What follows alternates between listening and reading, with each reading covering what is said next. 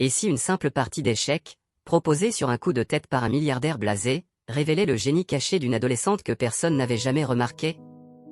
Dans l'opulence écrasante de la villa Belvédère, perché sur les hauteurs de Monte-Carlo, Adrien de Vaucourt s'ennuyait. Les lustres en cristal scintillaient sous la lumière tamisée, les tapis persans étouffaient le moindre bruit, et les toiles de maître accrochées au mur semblaient murmurer leur indifférence.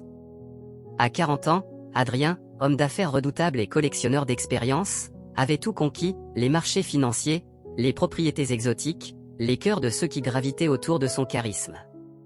Pourtant, ce soir-là, une ombre d'insatisfaction pesait sur lui. Rien ne le surprenait plus. Assis dans son bureau, un verre de cognac cordage à la main, il fixait un échiquier en ivoire et ébène, un cadeau d'un sultan dont le nom lui échappait. Les échecs étaient son refuge, un espace où son esprit calculateur trouvait encore du défi. Mais même les grands maîtres qu'il invitait à sa table ne parvenaient plus à le captiver. Il gagnait trop facilement.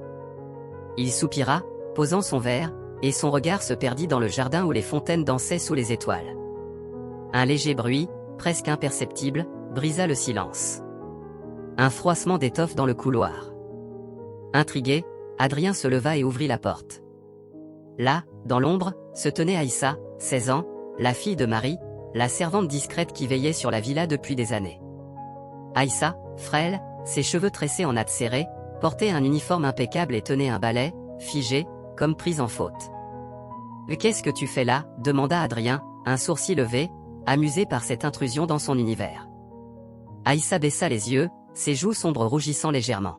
« Je nettoyais, monsieur. Je ne voulais pas vous déranger. » Adrien l'observa un instant. Il connaissait à peine cette fille, sinon qu'elle suivait sa mère comme une ombre, toujours silencieuse, toujours efficace. Une idée saugrenue germa dans son esprit, une impulsion pour briser la monotonie. « Tu sais jouer aux échecs » lança-t-il, un sourire moqueur aux lèvres, s'attendant à une partie rapide, une distraction éphémère. Aïssa hésita, son balai toujours en main, mais une lueur fugitive dans son regard presque indéchiffrable piqua la curiosité d'Adrien. Elle posa son balai contre le mur et le suivit, ses pas légers sur le parquet ciré. Adrien s'installa derrière les pièces blanches, offrant à Aïssa les noires. « À toi l'honneur » dit-il, magnanime, certain d'une victoire écrasante. Il ouvrit avec un E4, un coup classique, presque automatique. Aïssa, assise en face, observa l'échiquier avec une intensité qui le surprit. Ses doigts fins, habitués à manier des chiffons, hésitèrent un instant avant de répondre par un E5. « Pas mal » commenta Adrien, amusé. « Tu connais les bases. » La partie progressa rapidement. Adrien jouait avec une assurance nonchalante, avançant ses pièces avec la précision d'un homme habitué à dominer. Mais à mesure que les coups s'enchaînaient, il remarqua quelque chose d'étrange. Les réponses d'Aïssa étaient inhabituelles. Elle ne jouait pas comme une débutante. Ses mouvements étaient réfléchis, presque trop parfaits. À un moment, elle sacrifia un cavalier, un coup qui semblait absurde, mais qui força Adrien à repositionner son roi, le mettant subtilement en danger. « Où as-tu appris à jouer comme ça » demanda-t-il, son ton passant de la condescendance à une légère curiosité. Aïssa haussa les épaules, ses yeux rivés sur l'échiquier. « Avec mon père, avant qu'il parte. Et sur Internet. » Adrien plissa les yeux. « Internet ?» Il imaginait des tutoriels basiques, des vidéos pour amateurs. Pourtant, les coups d'Aïssa trahissaient une compréhension profonde, une stratégie qui allait au-delà des didacticiels. Elle anticipait ses mouvements, contournait ses pièges, et chaque sacrifice semblait calculé avec une précision diabolique. Au 10e coup, Adrien sentit une goutte de sueur perler sur sa tempe. L'échiquier, qui lui était si familier, semblait soudain étranger. Aïssa joua D5, un coup audacieux qui ouvrait le centre et mettait sa dame en danger. Il éclata de rire, nerveux. « Tu es sérieuse ? Tu viens de me donner ta dame. » Aïssa ne répondit pas. Elle se contenta de le fixer, ses yeux sombres insondables. Adrien captura la dame, certain que la partie était terminée. Mais 3 coups plus tard, il comprit son erreur. Le sacrifice de la dame n'était pas une faute, mais un piège. Aïssa avança un pion apparemment anodin, et soudain, Adrien se retrouva face à un échec imparable. « L'échec est mat » murmura-t-elle, presque à contre-cœur. Le silence qui suivit fut assourdissant. Adrien fixa l'échiquier, incrédule. Lui, le maître des échecs, battu par la fille de la servante? Il éclata de rire, mais cette fois, c'était un rire teinté d'admiration.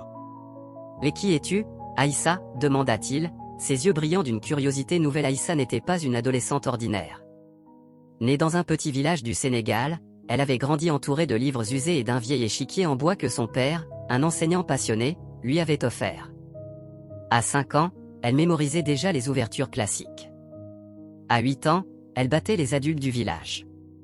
Son père, émerveillé, parlait d'elle comme d'un miracle, mais la vie avait d'autres plans. Une maladie l'avait emportée, laissant Aïssa et sa mère, Marie, dans une précarité qui les avait poussés à émigrer en Europe. À Monte-Carlo, Aïssa avait caché son talent. Elle aidait sa mère à nettoyer les demeures des riches, gardant ses rêves d'échecs enfouis. Mais la nuit, sur un vieil ordinateur prêté par une voisine, elle affrontait des joueurs du monde entier sur des plateformes en ligne, sous le pseudonyme Reine Noire. Elle était devenue une légende anonyme, une joueuse que les forums décrivaient comme inhumaine. Adrien, fasciné, insista pour une revanche. Cette fois, il joua sérieusement, déployant toute sa stratégie. Mais Aïssa, imperturbable, le battit à nouveau, cette fois en moins de 20 coups. Il la regardait comme s'il voyait un fantôme. « Tu es un génie » murmura-t-il. Adrien, incapable de résister à une opportunité, décida de transformer Aïssa en son projet. Il l'inscrivit à un tournoi international à Paris, sous les regards sceptiques de l'élite des échecs. Une adolescente inconnue, sans titre, sans entraîneur? Les moqueries fusaient. Mais sur l'échiquier, Aïssa était une tempête. Elle écrasa ses adversaires, un à un, avec une créativité qui laissait les spectateurs bouche bée. Les médias s'emparèrent de l'histoire, la fille de la servante qui défie les grands maîtres. Adrien, d'abord motivé par l'idée de briller à travers elle, commença à voir en Aïssa plus qu'un prodige. Elle avait une force intérieure, une résilience qui l'enviait. Lui, qui avait tout, se sentait vide, elle, qui n'avait rien, portait une flamme inextinguible. Lors de la finale du tournoi, Aïssa affronta le champion du monde, un Russe réputé pour son jeu implacable. La salle était comble, les caméras braquées sur l'adolescente aux nattes serrées et au regard d'acier. Adrien, dans les gradins, retenait son souffle. La partie fut un chef-d'œuvre, un ballet de stratégie où chaque coup semblait défier la logique. Au 42e coup, Aïssa joua un sacrifice de tour si audacieux que la foule retint son souffle. Le champion, déstabilisé, commit une erreur. Échec et mat.